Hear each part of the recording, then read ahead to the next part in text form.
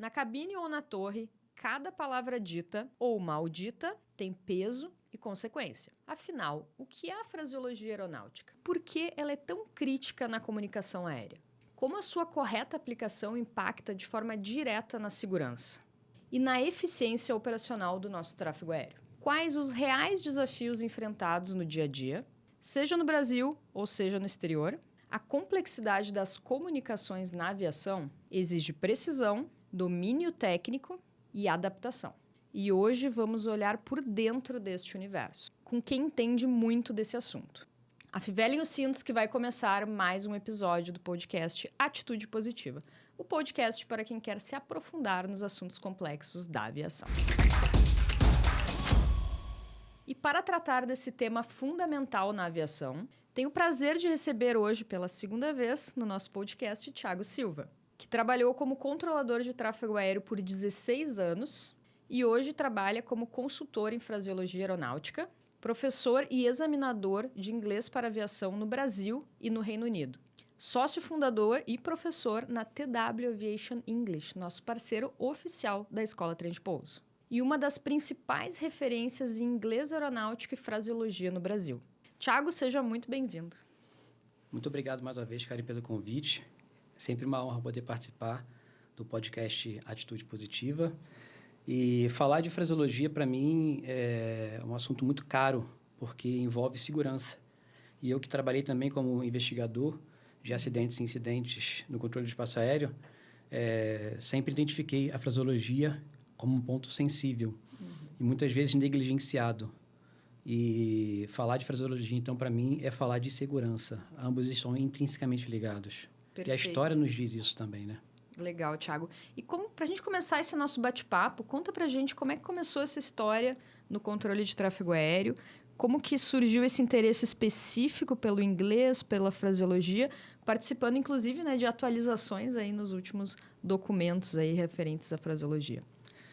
A história é interessante. A minha primeira torre de controle foi o Campo de Marte, que todo mundo sabe, ainda hoje é um aeroporto, um aeródromo muito movimentado.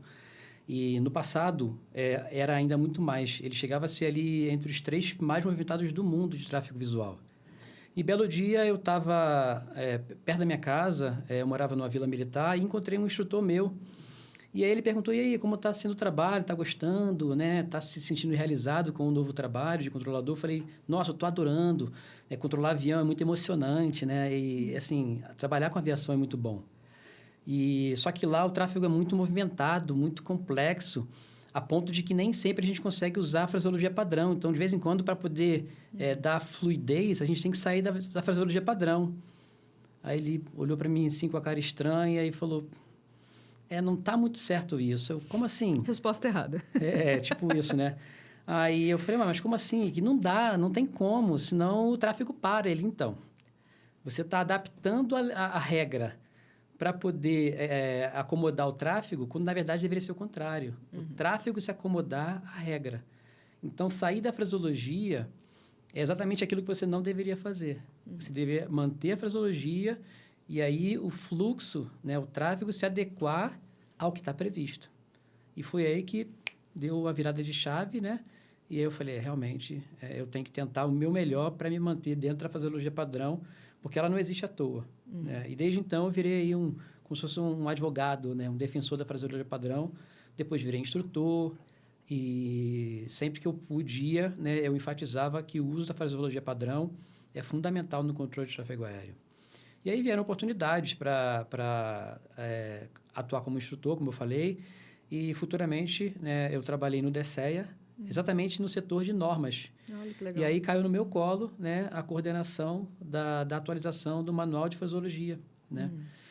Óbvio que tinha um oficial na época que era o responsável, mas o trabalho de coordenação, de entrar em contato com outros órgãos, com outras entidades, tudo foi feito por mim. E como eu também trabalhava com tradução, né, então boa parte do trabalho recaiu sobre mim. Então eu tinha que pegar os manuais da ICAO, traduzir, ou rever as traduções que já haviam sido feitas, entrar em contato com vários stakeholders, não só fora do DSEA, mas dentro do DSEA, porque eles também têm opiniões, eles também têm experiências, vivências, né, que são particulares daquelas localidades que eles também tinham voz, tinham que opinar. Uma coisa que eu achei muito interessante, não sei se foi nessa atualização específica, mas que não tinha antigamente, eram os exemplos, né, as situações práticas, porque antes só tinha ali a fraseologia, né, o que deve ser dito em cada situação, mas não tinha uma simulação de um voo, de um aeródromo controlado para um não controlado, de um controlado para um controlado. E nessa última atualização tem isso, né? Eu achei bem legal, assim, principalmente para quem está começando, né, que não tem muitas vezes a vivência de estar voando, né? Pô, saí da torre, entrei no controle, agora eu estou no centro, né? Onde que eu estou, com quem que eu estou falando? Então eu achei bem interessante assim essa explanação, assim, essa materialização, melhor falando, né, da fraseologia ali no manual. Eu não vou lembrar exatamente quando essa atualização que você está pontuando ela foi feita, mas a atualização da qual eu participei, 2020, ela já tinha, a versão anterior já tinha os exemplos, né? Então, isso foi feito talvez em 2016 ou 2012, eu não lembro exatamente quando. Mas a ICAO, que enfim, a entidade que publica toda a base, né, regulamentar do Brasil, que o Brasil utiliza, ela faz diferente. Ela tem o documento 4444, que dá as diretrizes ali, linhas gerais, e os exemplos ficam para o manual de fraseologia, que é o DOC 9432. Né? Então, a ICAO faz diferente. Ela divide, separa. E esse sempre foi o meu sonho. Mas o que você falou, trazer exemplos mais reais, né? Ainda que seja no mesmo documento, realmente é muito útil. Muito útil para você ver na prática como aquela fraseologia padrão ela é aplicada. E, às vezes, o caso que está ali é exatamente o caso que você precisa. Então, realmente, é muito melhor. E aí, na atualização que eu participei, na atual, na mais recente, que foi esse ano, né? Ainda foram mantidos esses exemplos. Legal. Eu acho que ilustra bastante, assim, né? Para quem, principalmente, não está muito habituado, está começando a entender fraseologia. É uma comunicação diferente, são códigos diferentes, a gente tem que acostumar o ouvido, né? Seja em português ou seja em inglês. E já que tu falou sobre regulamentos, explica para o pessoal o que tem hoje de material de regulamentação em nível de Brasil, referente à fraseologia. Linhas gerais, o MCA 116, né, que ele é o documento que rege hoje a fraseologia aeronáutica no Brasil. Existem outros documentos que trazem complementos, porém, o MCA 116, ele é o documento principal. Então, quer se inteirar, quer aprender, quer estudar fraseologia aeronáutica no Brasil, até mesmo em inglês, porque o manual ele tem os exemplos de fraseologia em português, seguidos das suas traduções. Então, MCA 116, é só entrar no site do DSEA, né, publicações, e digitar MCA 100-16, que você vai encontrar a última versão. Porém, cada localidade, ela às vezes cria fraseologias específicas para aquele cenário. Então, por exemplo, às vezes tem um tráfego militar que não usa a fraseologia que está no MCA, então é importante que seja especificada aquela fraseologia específica para aquela localidade, para o controlador ter ferramentas. Né? Então, e pode ser que hajam outros documentos que tragam também outros exemplos de fraseologia. Né? Por exemplo, se eu não me engano, a ICA 137 acredito que traga alguma coisa, mas o ideal é que tudo se centralize no MCA 116. Esse sempre foi o objetivo do DSEA. Legal. E falando do MCA 100-16, o que ele difere da ICAO? Um ponto interessante. A ICAO, tudo que é publicado na ICAO é feito originalmente em inglês. Né? Não tem nada em português. Existem outros idiomas nos quais os documentos da ICAO são publicados, mas o inglês é o idioma oficial. Então, você tem que entender que o Brasil, por ser signatário da ICAO, ele segue o que a ICAO preconiza. Então, basicamente, os nossos documentos são traduções, né, guardadas as devidas proporções, dos documentos da ICAO. O MCA 116 não é diferente. Porém, quando se traduz algo, né, do inglês para o português, algumas adaptações são necessárias, né? E aí, muitas vezes, a gente faz a tradução da tradução. Eu traduzo do inglês para o português e depois do português para o inglês. E aí você pensa, então vai estar igualzinho ao original. Muitas vezes não é o que acontece. Então, hoje, ainda há casos no MCA 116 onde a tradução, a versão em inglês não é exatamente igual ao que a ICAO publica lá nos seus documentos, que eu mencionei, que é o DOC 4444 e o DOC 9432. Então, existem essas diferenças. Mas a maioria do que está lá na ICAO, a gente usa aqui no Brasil exatamente igual. É em inglês, obviamente. E aí, em português, vai ficar realmente a cargo da tradução que foi dada. Entendi. E quando a gente fala em ICAO e FAA, tem diferença? Quais são essas diferenças? Com certeza. Com certeza. Qualquer piloto que já voou para fora do Brasil sabe, para os Estados Unidos, sabe que a fraseologia FAA ela segue um padrão único, né? Eu não tenho tanto conhecimento, porque eu não me aprofundei, porque por ter trabalhado no DCE e o DCE ser signatário da ICAO, toda a minha base de conhecimento ela provém dos documentos da ICAO, né? Então, eu não tenho tanto conhecimento de FAA, porém, a gente vê vídeos e tal. Por exemplo, o cara vai pedir para descer, o piloto pede para descer, ele request to descend to a lower level. Em FAA, ele vai falar request a lower, né? Ou seja, um mais baixo. Muda bastante, né? Então, assim, entre várias outras coisas, vários outros termos, verbos, FAA usa um termo, um verbo, a ICAO usa outro, né? Isso pode gerar um pouco de dificuldade, né? Para os pilotos acostumados à fraseologia ICAO que voam no Brasil ou até fora do Brasil, mas em países que também seguem fraseologia ICAO.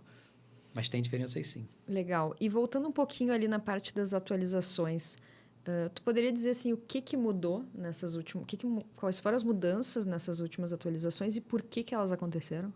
Então, a mudança mais significativa de 2020 para 2025 foi que no MCA de 2020 a gente usava capítulos, né? Então, você tinha o capítulo 1, item 1, 1.1, 1.2, 1.2.1, 1.2. E assim sucessivamente. O novo manual de fraseologia, ele agora, e isso aí é uma norma, eu não sei se é governamental, mas agora todas as legislações, inclusive da aeronáutica, elas são separadas em artigos, como se fosse uma lei. Então, essa é a mudança mais significativa, né? Então, existe essa diferença. E para quem está acostumado com os manuais ou as ICAs anteriores, a priori pode tomar um baque, né? Então, prepare-se que agora os documentos eles têm artigos. Então, artigo 1º, artigo 2º, né? E assim sucessivamente. Em termos de conteúdo, não foram significativas as mudanças na última edição. Como no passado a gente montou uma equipe, né, multidisciplinar, esse ano a coisa foi um pouco diferente.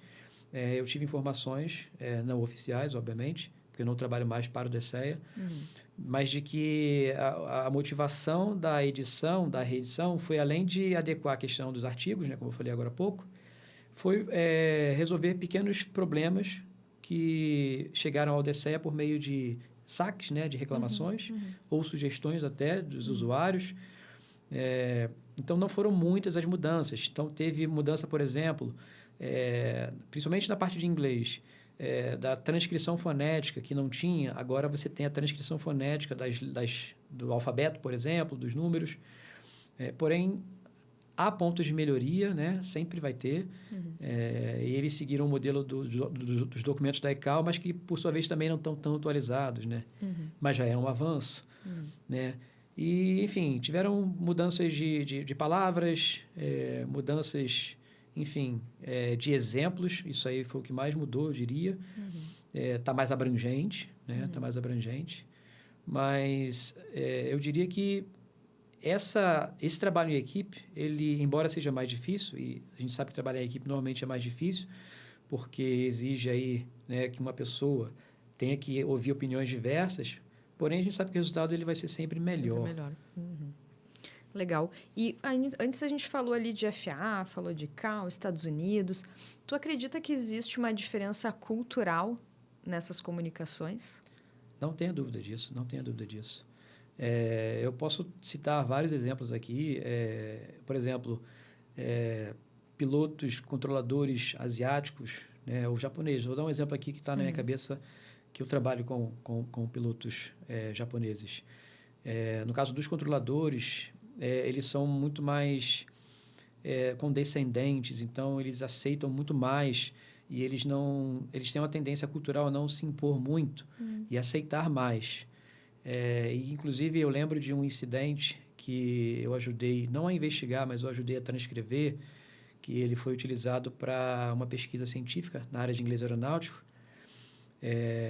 E o controlador ele não conseguia muito se impor em relação ao que o piloto estava falando. Era um piloto cujo inglês era a língua nativa.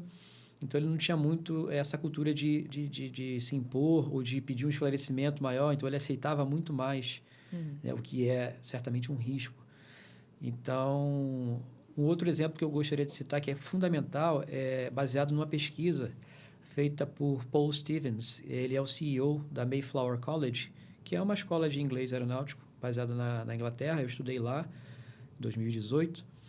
E, se eu não me engano, foi 2021, o Paul fez uma pesquisa com mais de 700 pilotos no mundo todo. E os pilotos citaram que um fator que pode gerar dificuldade ou insegurança são as diferenças culturais. Mas que uma forma de resolver seria o uso da fraseologia padrão. Você vê? Eles falaram que quando o piloto, o controlador, o piloto, e a pesquisa foi feita com pilotos e controladores também, mas quando a outra parte tende a recorrer a recursos ali, culturais da sua região, regionais, a comunicação se torna mais difícil. Então, uma solução que eles mesmos propuseram, até com base na experiência, e que viram que quando a fraseologia padrão era mantida, sempre que possível, as comunicações eram muito mais seguras. Mais fluidas, né? Também. Porque esse é o objetivo da fraseologia padrão, né? Falando em termos de padronização, essa padronização ela precisa ser estudada, né? Para que ela possa, no dia a dia, sair de forma realmente fluida e realmente natural. Como que tu acredita que tanto os pilotos quanto os controladores de tráfego aéreo, eles podem fazer para estudar essa fraseologia? Olha, no mundo de hoje existem inúmeras formas de se estudar qualquer coisa. A primeira delas é pôr em prática. Agora, se você me pergunta se eu recomendo que um piloto recém-formado saia usando fraseologia, por exemplo, em inglês, na fonia em voo real, eu não sugiro, não recomendo. Mas, óbvio, que a fraseologia em língua portuguesa ele tem que usar. Então, como que ele vai aprimorar a fraseologia padrão da forma correta? Primeiro, ele tem que estudar, né, o manual que prevê o uso da fraseologia correta. Qual é a fraseologia correta para cada situação? É o MCA 116. Então, a primeira coisa que ele tem que fazer, se ele vai fazer um voo local, ele vai falar só com a torre, ele tem que estudar a parte onde trata de fraseologia de torre. Se ele vai sair daquela região e vai falar com um app, por exemplo, ele tem que também estudar a fraseologia apropriada para falar com o app. Seja para, enfim, para voar numa proa, para subir, para descer, né, para fazer mudança de regra de voo, seja lá o que for. Isso seria a primeira forma. E não ter medo, né? É muito comum, e assim, eu não sou piloto, mas eu imagino que a carga de trabalho do piloto, ela está muito mais dentro do avião, né, do que fora, do que nas comunicações. Tanto que aviate, navigate, communicate, né? Sim, é a última, né? Eu não sei, em português eu não sei como é que seria isso, né? Voar, navegar e comunicar. É isso aí mesmo, desculpa. Mas, enfim, comunicar é a última das prioridades do piloto. Sim. Mas não significa que não seja, Não né? seja importante. É uma das prioridades. E a gente, em algum momento, provavelmente vai falar sobre isso, sobre resultados catastróficos de uma má comunicação aeronáutica. Então, uma coisa que eu recomendo, e eu tenho amigos que trabalham com isso, né, que trabalham, mas que não só que trabalham, que usam isso como lazer, é o voo virtual. Né? No voo virtual, você tem, inclusive, legislação que prevê a fraseologia, que é quase igual à fraseologia padrão para o uso no voo virtual. Sim, é impressionante, né? E aí eu sei que o pessoal pode se tornar, né, controlador de torre. Existe, exatamente. Ou é piloto, bem legal. Na TW, uma das nossas professoras, a Anne, ela já trabalha com isso há muito tempo, inclusive ela é palestrante nessa área, e ela sempre convida as pessoas a participarem e tudo mais. É algo muito profissional, né? Que fala, é voo de brincadeirinha, não, algo bem profissional mesmo. Então, realmente, eu acho que a melhor forma de você praticar num ambiente seguro é praticar o voo virtual. Né? Agora, escuta canais no YouTube, né? Você tem um canal que, se eu não me engano, é SBGR, que é a Torre de Guarulhos, e ali você tem, né, tanto o português quanto o inglês sendo usado. Quer praticar fraseologia em língua inglesa? Você tem um site que é o Live ATC, que você tem fraseologia, você pode ouvir frequências do mundo todo. Alguns países têm restrições, mas você pode ouvir frequências de vários lugares do mundo, inclusive do Brasil. Então, assim, os recursos são ilimitados, né? Eu diria até a própria inteligência artificial, mas aí eu já tenho algumas ressalvas com relação à fraseologia padrão. porque a inteligência artificial, ela, como comete muitos erros, então pode ser que ela vai te ensinar algo que não seja o padrão e você acabar gerando um vício, né? Sim. Fossilizando ali uma fraseologia que não é padrão, achando que está correta, e no futuro isso pode trazer problemas. Um recurso bom quando a gente fala de IA é tu subir o regulamento. Porque aí tu restringe a inteligência da IA àquele documento que tu subiu como fonte. Com certeza. Isso aí é faz parte do que a gente chama de prompt engineering, né? Exato. Que é a engenharia de prompt. É você definir uma persona, dar um contexto, definir regras claras e pedir que a IA faça o que você quer que ela faça dentro daquelas limitações. Daquele universo, né? Agora, não resolve. E muitas vezes eu acho que ainda tem algumas boas margens aí, né? Eu sou um grande defensor do uso da IA, o uso consciente, mas não dá para negar essas ressalvas. Legal, excelente. E quando a gente fala assim de pilotos e controladores, né? Ambos precisam dominar essa comunicação, estar dispostos a se comunicar, porém eles estão em ambientes completamente diferentes, né? Cada um com as suas atribuições, com as suas cargas de trabalho. E a gente sabe que, eventualmente, ele pode ter algum conflito nessa comunicação. Jamais, conflito O jamais. que tu traz sobre isso? Qual é a tua experiência? Existe, não existe? Engraçado que você, formulando a pergunta, eu pensei, né? Eu estou aqui de frente para uma piloto, né? E eu sou um controlador. A diferença é que a gente está se vendo, né? Sim. E na vida real isso não acontece. O que já muda muito a comunicação, né? Exatamente. Só pelo fato de tu não ter o feedback, né? Então, assim, esse é um dos fatores primordiais nas comunicações radiotelefônicas entre piloto e controlador, que as partes não se veem, né? Elas não se veem. Então, você perde um pouco aquele toque humano, né? E isso acho que leva um pouco a essas animosidades que acontecem. Eu diria que com muito pouca frequência. Cada vez menos. Cada vez menos. Graças a Deus. Mas eu tenho, inclusive, algumas experiências e eu não quero, assim, dizer ou querer insinuar que eu sou uma pessoa perfeita ou que eu sou... Mas eu era controlador de tráfego aéreo, servidor público, né? Eu era DACTA, que chama, controlador civil, né? Eu era servidor federal do Comando Aeronáutico, mas não era militar. Então, assim, eu sempre me coloquei na posição de servidor, né? Que estava prestando um serviço e o meu cliente era o piloto. Então, eu tinha que prestar o melhor serviço que eu podia com os recursos que me eram disponibilizados. Esse era o primeiro ponto. O segundo ponto, eu estava sentadinho, no conforto ali de uma torre de controle, né? Eu tinha um cafezinho quentinho ali para tomar. Não que o piloto não tenha, né? Mas eu estava no chão. Mas o ambiente também não é tão tenso quanto? Não, sim, não tenha dúvidas disso. Eu posso falar para você que eu trabalhei no Campo de Marte, como eu falei, mas eu já trabalhei também na Torre São José dos Campos, que quando eu cheguei lá, você tinha realmente um grande volume de treinamento militar, Embraer, Aeroclube, e vinham muitas aeronaves de fora da região de São Paulo para fazer procedimento VOR, que ainda tinha na época em São José, que não tinha em outro lugar, e também que não podia fazer, né? Em Campinas, Guarulhos e Congonhas era impossível fazer, então eles iam para São José. E, por fim, eu trabalhei no Galeão também, mas eu trabalhei na Torre Natal, e lá o tráfego militar, por exemplo, os A-29s, às vezes você tinha 3 A-29s fazendo o circuito para uma mesma pista e você não conseguia passar o tráfego. Passar o tráfego é quando você está sentado na posição controlando e você tem que passar para um outro controlador te render para você descansar. Às vezes você ficava 10, 15 minutos para conseguir passar o tráfego para o outro controlador, de tão movimentado que era, de tão complexo que era. Então, sim, é um ambiente estressante, é uma das profissões mais estressantes do mundo. Mas, Karen, a gente está no chão. Né? E a gente tem, sim, as vidas das aeronaves que a gente controla, de certa forma, nas nossas mãos, mas o piloto, ele está num ambiente muito mais complexo. Ele tem ali diretamente as vidas de todos os passageiros, né? Nas mãos deles e as suas próprias vidas. Então, assim, eu sempre tentei enxergar dessa forma, que o piloto está numa situação mais desfavorável do que eu. Né? E eu tenho colegas do meu lado ali, a gente nunca trabalha sozinho no ambiente de torre, é sempre um trabalho em equipe. Tem alguém que está coordenando, tem alguém que está supervisionando, tem alguém que está chefiando. Então, assim, os meus recursos, eu sempre via dessa forma. Eles são bem maiores e bem mais abundantes do que os recursos que o piloto tem. Então, e aí recai de novo sobre aquela questão. Eu sou um prestador de serviços, o piloto é o meu cliente. Eu não quero que o meu cliente vá embora ou que ele reclame do que eu estou fazendo. Né? E eu vi, foram poucas vezes, mas eu vi situações onde o colega controlador tratava o piloto com rispidez ou com grosseria, ou às vezes o piloto cometia um erro bobo, e todo mundo erra, somos humanos. Assim como também nem todo mundo está bem o tempo todo, às vezes temos maus dias, más noites, né? Mas, e aí o controlador acabava descontando no piloto. O contrário também, a gente tem exemplos aí, né? E já aconteceu do controlador, do piloto não ficar satisfeito, seja com sequenciamento, seja com uma autorização, e ele também tratar o controlador mal.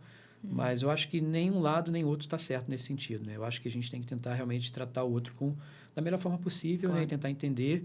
E, óbvio, não significa passar pano para erros, né? Os erros, eles têm que ser entendidos e tentar ao máximo que eles têm que ser evitados ao máximo. Mas, de vez em quando, rolam umas tretinhas aí que, assim, não é o ideal, mas faz parte. Acho que, de novo, por quê? Porque a gente não está se vendo, né? Então, a gente está falando por meio ali do rádio, né? Então, realmente, isso aí tira um pouco do toque humano. E aproveitando essa tua deixa, o que tu acha, de forma pessoal / profissional, sobre bom dia, boa tarde, boa noite, Feliz Natal? Tu acha que ajuda, tu acha que atrapalha? Bem, eu não vou falar o que eu acho, então, tá? Eu vou falar o que eu tenho de informação com base em pesquisas científicas. Excelente. Lá atrás, eu ouvi de um controlador experiente, que também é da área do direito aeronáutico, muito experiente, conhecido, que isso aí podia te levar para prisão, para cadeia, né? O uso desses termos, né? O que é fato o manual de fraseologia não prevê esses termos. Isso aí é ponto pacífico, não se discute. Porém, o que a pesquisa científica traz para a gente é que, inclusive é uma pesquisa de uma pesquisadora japonesa, né? Ela fala sobre pragmatismo e ela fala que esses termos, eles facilitam as comunicações, né? E óbvio que isso depende de cultura para cultura, mas imagina nós brasileiros não falarmos um bom dia, uma boa tarde, uma boa noite, né? Um bom voo. É difícil para a gente, né? E, de novo, nós não somos máquinas, nós não somos computadores, a gente não é uma IA, a gente é ser humano. Então, a gente está se despedindo, né? Prestando um serviço para alguém que está indo para outro lugar e a gente quer dar um bom voo, comandante, né? Bom voo, um bom pouso ou algo do tipo, ou pelo menos quando a gente recebe a pessoa ali, né? na nossa frequência, dá um bom dia, pouso autorizado, vento tanto com tanto.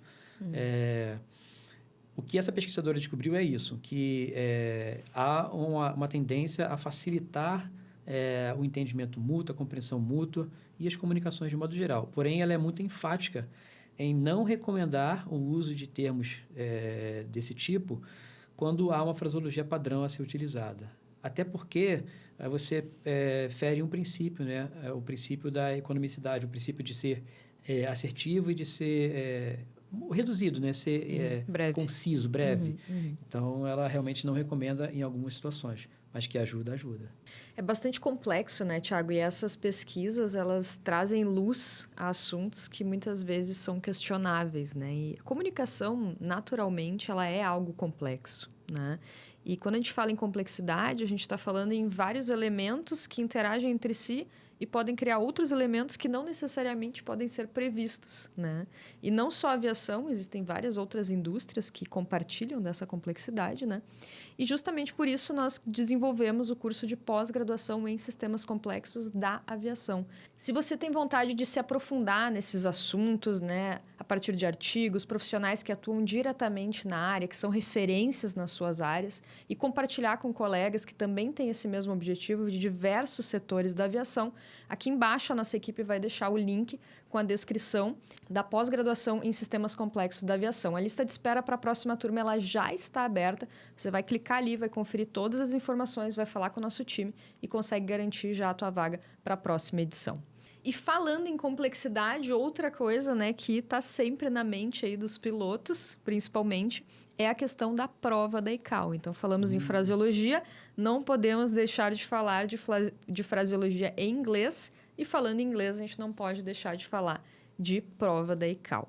E muitos pilotos se deparam com esse desafio, né? Seja no início, no meio ou até mesmo já dentro de uma companhia aérea, que é obter aí a nota ICAO para avançar na sua carreira, para ser promovido, para voar para fora. Como que tu, como professor, como sócio fundador da TW Aviation, que é uma escola de aviação que é referência no Brasil, parceiro oficial aqui da Escola Trem de Pouso, que tu pode dizer para o pessoal em relação a esse estudo? Como estudar, como direcionar, como se aprofundar de forma a ficar proficiente não só para a prova, mas também para o dia a dia dentro da cabine de comando? Bem, interessante sua pergunta. Assim como a fraseologia é algo bem específico, a prova de inglês, que a gente informalmente chama de ICAO aqui no Brasil, mas ela oficialmente ela é o Santos Dumont English Assessment, que é a prova desenvolvida pela ANAC, com base nos critérios da ICAO, sim, mas ela foi desenvolvida pela ANAC, ela também é algo bem específico. Então, até a própria fraseologia que você vai encontrar na prova não é a fraseologia padrão, por exemplo, que você encontra no Manual de Fraseologia do Brasil, ou você encontra no DOC 4444 ou no DOC 9432. Não. A fraseologia que está na prova, ela tenta pegar uma amostragem de diferentes locais, né, onde a fraseologia é utilizada. Então, você vai ter ali, inclusive, erros de fraseologia, né? Você vai ter termos que não são os preconizados, os previstos pela ICAO. Você vai ter, às vezes, ali fraseologia FAA, né? Então, assim como você deve se preparar, se você vai voar no Brasil, estude o Manual de Fraseologia, ou MCA 116. Se vai voar para os Estados Unidos, estude os manuais de fraseologia da FAA. É fundamental você se familiarizar com a fraseologia do local para onde você vai voar. Eu diria até ir mais além, escutar um pouco das fonias, né, desses lugares para se acostumar com o sotaque. A prova não é diferente. Então, não adianta você ir fazer um CNA, uma cultura inglesa, um FISC, para fazer a prova da ICAO. Não adianta. Ah, Thiago, então você está dizendo que não precisa estudar inglês? Pelo contrário, né? Ter um bom inglês é fundamental para você ter um bom desempenho na prova, porque a prova ela usa inglês de certa forma, numa certa medida. Porém, ela vai muito além. Ela vai muito além. Tanto que se você botar professores de inglês ou até nativos de inglês que não são da aviação para escutar fonia entre nativos de língua inglesa, eles não vão entender metade do que está sendo falado ali. Porque é jargão, é termo específico, é fraseologia padronizada. Então, assim como a fraseologia, você precisa estudar aquele conteúdo específico, para a prova também não é diferente. Que é o que a gente faz na TW. A gente realmente prepara o piloto para a prova. Ah, Thiago, então, fazendo o curso da TW, você vai estar preparado para fazer fonia real? Não. Infelizmente, a gente não consegue alinhar as duas coisas. Ajuda? Ajuda, mas não é uma preparação para a vida real. A preparação para a prova, ela é realmente para a prova. E a prova nem sempre reflete a vida real, como eu falei, até porque ela abrange uma gama de cenários diferentes, até para setores diferentes da aviação. A prova ela é uma só, então ela tem que englobar ali o piloto de helicóptero, o piloto da aviação civil, né, da executiva, o piloto de linha aérea, o piloto privado. Então, realmente, nesse sentido, a prova é muito diversa. E quais são as principais dificuldades que os alunos apresentam quando chegam lá na TW? Olha, por incrível que pareça, a parte operacional que eles já trazem de experiência, os mais experientes, obviamente, né? Normalmente não é um problema. Se você for analisar as notas, modo geral, em linhas gerais, as notas de compreensão tendem a ser as maiores, porque a compreensão da prova ela é muito baseada na parte de interação como piloto. Então, a zona de conforto do piloto. Ele normalmente interage bem, ele reage bem nessa parte. Realmente, a grande dificuldade é o inglês, né? O Brasil é um país onde os níveis de proficiência em língua inglesa são muito baixos, né? Eu não tenho números atualizados e eles são fornecidos ano a ano, mas eu diria que cerca de 5% da população é proficiente em língua inglesa. É muito baixo muito isso. Baixo. Óbvio que na aviação, né, por ser um sistema complexo, como você pontuou, as pessoas já vêm com um background diferente, muitos já estudaram inglês. Aqueles que foram militares ou cujos pais foram militares, às vezes já moraram fora do Brasil, então trazem essa bagagem já de língua inglesa, que é fundamental, né? É muito mais fácil preparar alguém que tem um bom inglês para fazer a prova, porque a gente muito mais só ensina como a prova funciona, dá algumas dicas ali e ele desempenha bem ali a prova. Agora, quando você tem que ensinar inglês, ensinar a performar na prova, a coisa fica um pouco mais complexa, um pouco mais difícil. Sobre a metodologia da TW, para quem está buscando um preparatório para a prova, para quem está buscando melhorar uma nota, né, sair de um 4 e para um 5, sair de um 5 e para um 6, como que funciona essa metodologia em linhas gerais? Por que a metodologia da TW é tão diferente? Eu diria que a metodologia da TW é diferente e única, porque, primeiro, que ela foi criada com base na minha experiência como professor de inglês aeronáutico, controlador de tráfego aéreo, especialista em fraseologia, e a experiência do meu sócio, que é comandante de linha aérea e foi examinador da prova por quase 5 anos. Então, a gente consegue alinhar o que a gente chama de conteúdo técnico ao conteúdo linguístico. Né? Então, a gente consegue aí as duas asas da aeronave. Né? E a gente realmente fornece para o piloto aquilo que ele precisa, né, de um modo amplo para poder ter um bom desempenho na prova. Né? Então, nesse sentido, a TW se diferencia dos demais porque muitos são apenas professores, que têm um conhecimento de aviação, mas são apenas professores. Outros são apenas pilotos ou até controladores, mas não têm um conhecimento tão específico da parte de ensino de inglês para fins específicos, por exemplo. Né? Na TW, a gente consegue realmente alinhar as duas coisas. Não só eu e o Peinado, né, que fomos os fundadores, mas a equipe como um todo, ela consegue também seguir essa mesma linha. A gente selecionou, assim, realmente a dedo, né, cada pessoa que trabalha na TW para que ela pudesse manter essa nossa linha e estratégia. Então, a gente consegue fornecer para os nossos pilotos um conhecimento necessário para ele desempenhar bem, tanto tecnicamente como também linguisticamente. Legal. O que eu acho mais incrível no trabalho da TW, na verdade, isso também é incrível, mas o que eu acho mais incrível é a questão da individualização do aluno.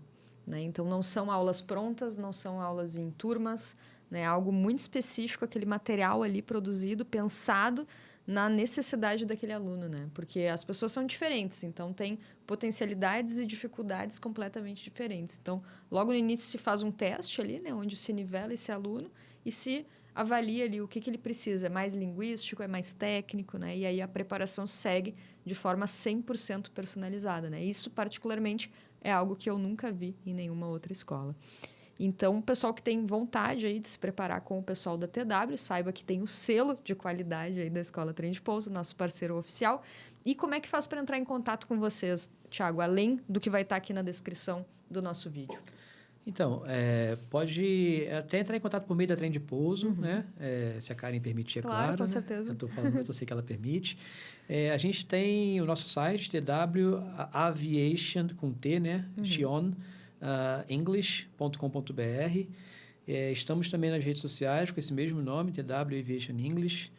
Estamos no LinkedIn, estamos no Instagram, no Facebook. Então, por meio dessas redes sociais ou do nosso site, você vai encontrar lá o nosso telefone, botões que você pode clicar e falar diretamente com a nossa equipe, que vai te atender aí da melhor forma possível.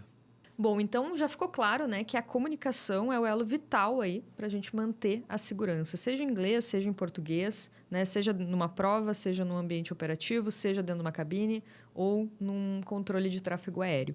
E como que você pode dizer, Thiago, que a padronização impacta nessa segurança de voo?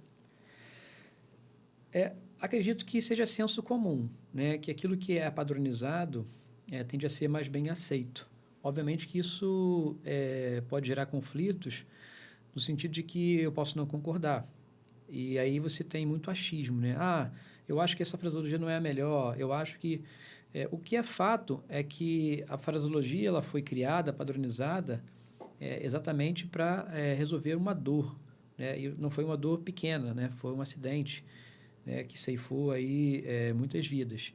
Porém, estudos recentes, isso é muito recente, né, mostram que o uso da fraseologia não padrão, ela se equipara a erros na fraseologia. Então, usar uma fraseologia não padronizada tem o mesmo efeito no cérebro de um erro na fraseologia. Ou seja, aumenta o nível de estresse, aumenta o nível de insegurança. Então, não é mais eu achando que a fraseologia padrão ela é irrelevante. Não. Pesquisas têm mostrado, por meio de eletroencefalogramas, que quando um piloto ele é confrontado com fraseologia não padronizada, a atividade cerebral dele aumenta muito, né? O nível de estresse aumenta muito, isso pode afetar os processos cognitivos dele.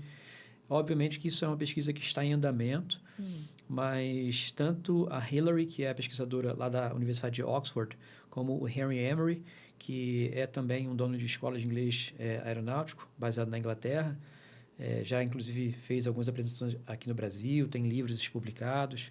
Eles estão trabalhando nessa pesquisa e já estão apresentando esses resultados preliminares Mas isso já é realmente alarmante, porque até então a gente só acreditava, por senso comum, que a padronização ajuda, mas agora não. Agora a gente está conseguindo mostrar com dados realmente científicos que o uso da fraseologia não padrão tem um efeito muito negativo.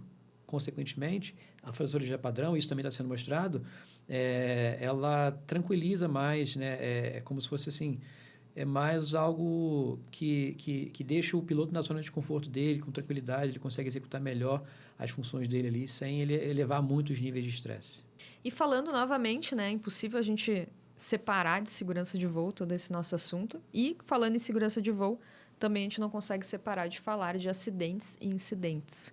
O que tu acha que foi um divisor de águas ou acidentes e incidentes que foram relevantes no que se refere à comunicação, à fraseologia aeronáutica, mudanças que aconteceram? O que tu pode trazer para o pessoal nesse sentido?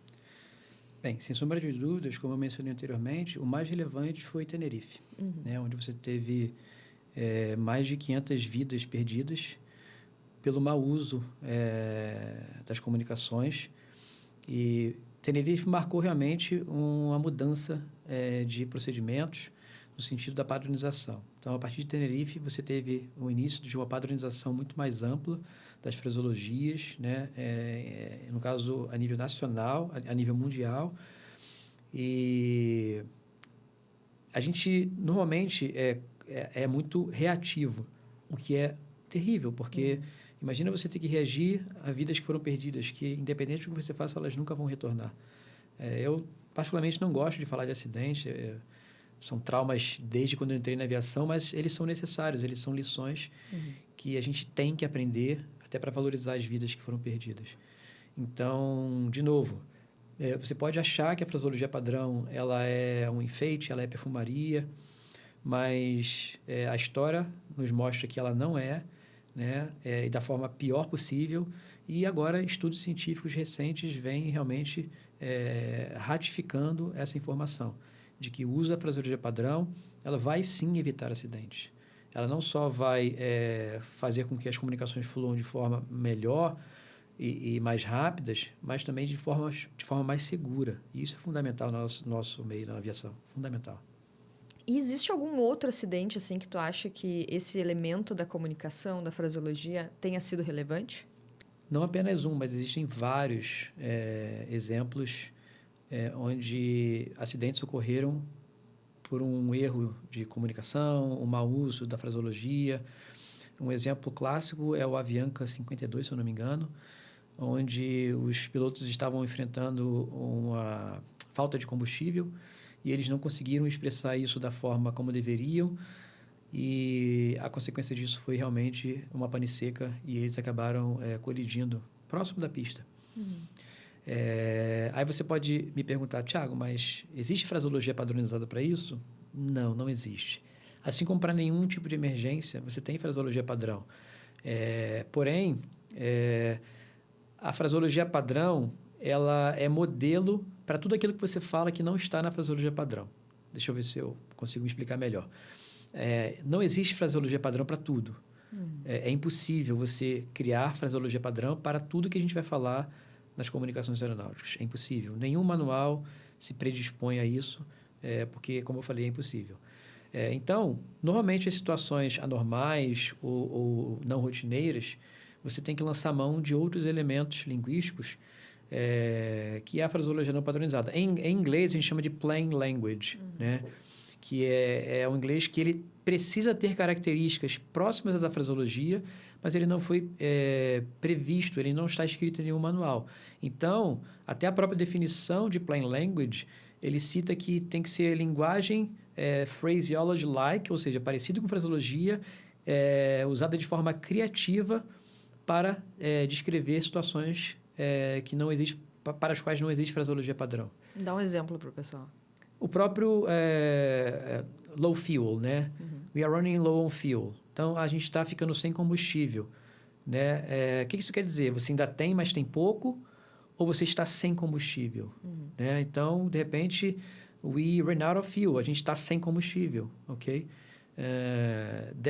Mayday Fuel. Hoje em dia, a gente tem o Mayday Fuel. E o Mayday Fuel é simples e objetivo. Tem que pousar. Não tem alternativa, não tem como fazer espera, não tem como fazer nenhum outro procedimento, é pouso imediato. Então, esse é um exemplo clássico, né, que veio depois do acidente de avião, que é o Mayday Fuel. Se eu não me engano, posso estar enganado, mas acredito que não existia antes e veio exatamente para preencher essa lacuna. E aí sim é fraseologia, o Mayday Fuel é fraseologia. Mas, via de regra, em situações de emergência, elas não trazem uma fraseologia padronizada porque ela vai variar, né, em muitos níveis possíveis, né? Então, o piloto tem que ser criativo, até mesmo na sua própria língua, para ele ser conciso, objetivo, porque, de novo, a prioridade dele não é se comunicar. A prioridade dele ali na cabine é o quê? Resolver o problema dele. É fazer o checklist, enfim, informar a cabine, a tripulação e resolver o problema, né? Mas ele também tem que se comunicar em algum momento, porque o tráfego aéreo tem que saber o que está acontecendo. E nisso que ele se comunica, se ele demorar muito, ele vai estar perdendo tempo precioso que ele pode usar de outra forma. Inclusive, para o tráfego aéreo ajudar ele da melhor forma possível, né, a informação tem que ser passada de forma concisa e precisa também. Hoje vimos que a fraseologia e o tráfego aéreo são muito mais do que um simples conjunto de frases prontas. É o alicerce para a segurança e a eficiência na aviação moderna. Tiago, uma mensagem, então, para quem quer se comunicar bem, seja na fraseologia, no dia a dia, ou seja numa avaliação, numa prova da ICAO. Bem, a primeira coisa que eu diria é não considere a fraseologia padrão como algo irrelevante, ou como eu falei, como perfumaria, como frescura. Posso usar, como também posso não usar, que o resultado vai ser o mesmo. Não vai ser. Entenda que a fraseologia padrão, ela existe para colocar todo mundo na mesma página. Não é uma questão de escolha, é uma questão de responsabilidade. Como eu falei anteriormente, de prestar um bom serviço ao seu cliente. Se você é controlador, usar a fraseologia padrão significa que você está tentando prestar um bom serviço ao piloto. Se você é piloto, usar a fraseologia padrão significa que você vai obter o melhor retorno daquele controlador, porque ele não vai ter que te fazer perguntas adicionais. Então, é uma questão de responsabilidade, de segurança. E eu aprendi também isso agindo da forma correta, né? Às vezes a gente aprende pela dor. Eu estava controlando em Natal e chegou uma aeronave americana. Não é muito comum, mas nesse dia chegou lá um Shark 07, lembro até hoje o indicativo do avião. E eu já tinha um bom inglês, né? E aí eu fui improvisar. E a gente sabe que a aviação não dá espaço para isso. Mas, enfim, eu assumo que cometi um erro e espero ter aprendido com esse erro. E aí, no que eu fui improvisar, eu me coloquei numa situação difícil, que depois eu tive dificuldade para sair dela. Sim. Não envolvia diretamente a segurança, o avião estava no chão, mas a forma como ele respondeu, eu acabei não conseguindo sair. E aí eu tive que tomar um outro caminho e isso me deixou uma lição, que é exatamente essa. A aviação não permite improvisação. Óbvio, se você está ali numa situação de emergência, eu acredito que o piloto, ele, além do conhecimento técnico, né, ele tem que também ter um pouco de feeling, né, um pouco de improviso para lidar com os recursos que ele tem. Vide o caso do Sully, né, e do Hudson River. Mas, no caso de comunicação, o ideal é não inventar. Então, para a sua segurança, para a segurança dos seus colegas e também daquelas pessoas que estão voando dentro daquela aeronave ou daquelas aeronaves, que podem ser, inclusive, familiares seus, usa os recursos que você tem da melhor forma possível. Usa a fraseologia padrão. Evita inventar, porque o resultado pode ser não tão agradável. E quando eu falo para não inventar, não improvisar, não significa que isso vai facilitar as coisas. As comunicações aeronáuticas já é um conteúdo sensível e complexo por si só. Então, para que tornar algo que já é complexo ainda mais complexo? Né? Então, a fraseologia veio para facilitar algo ou tentar diminuir a complexidade de algo que já é muito complexo.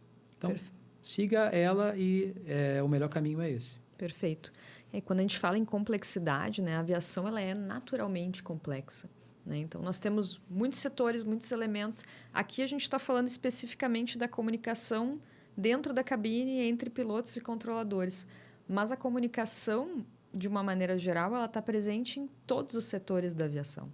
Né? Inclusive, lá dentro da pós-graduação em sistemas complexos, na aviação, a gente tem módulos específicos sobre comunicação, né? Estratégias de comunicação. E a comunicação é só um dos elementos, né, que o pessoal vai se aprofundar dentro desse curso aí que a gente está trazendo com um time de peso aí. Professores que não só são mestres, doutores, pós-graduados nos assuntos, mas também vivem diariamente cenários específicos da aviação. Acho que isso faz absolutamente toda a diferença na qualidade do ensino que você vai estar recebendo. E se isso te interessa, a nossa equipe vai estar deixando aqui no link, na descrição desse vídeo, todas as informações, o link para que você possa conferir. A lista de espera para a próxima turma ela já está disponível. Você pode já entrar, garantir a sua vaga e ter a certeza que vai ter esse aprofundamento que a complexidade da aviação merece. E para quem tem interesse também nesse preparatório para a prova da ICAO, o pessoal da TW Aviation English é especialista no assunto. Aqui embaixo também vão estar todos os contatos do pessoal da TW, site, Instagram, para que você possa se aprofundar também e conhecer a qualidade do trabalho desse pessoal que está com a gente aí. É uma honra, Thiago, ter te recebido novamente aqui no nosso podcast Atitude Positiva. Sempre muito bom a gente poder compartilhar conhecimento, né, assuntos específicos, poder rever os amigos também. E muito obrigada aí pela tua participação. A honra é toda minha, Karen. Muito obrigado pelo convite mais uma vez. E parabéns mais uma vez pelo podcast Atitude Positiva. É um sucesso. Eu já assisti todos os episódios pelo menos umas 2 vezes cada um. Legal, excelente. E se você curtiu esse episódio, lembra de também deixar o seu like aqui, compartilhar com aquele amigo da aviação que gosta desse tipo de assunto. E o objetivo aqui é a gente levar informação de qualidade para o maior número de pessoas possíveis, porque isso aumenta, no final das contas, a segurança de voo, que é o objetivo de todo mundo.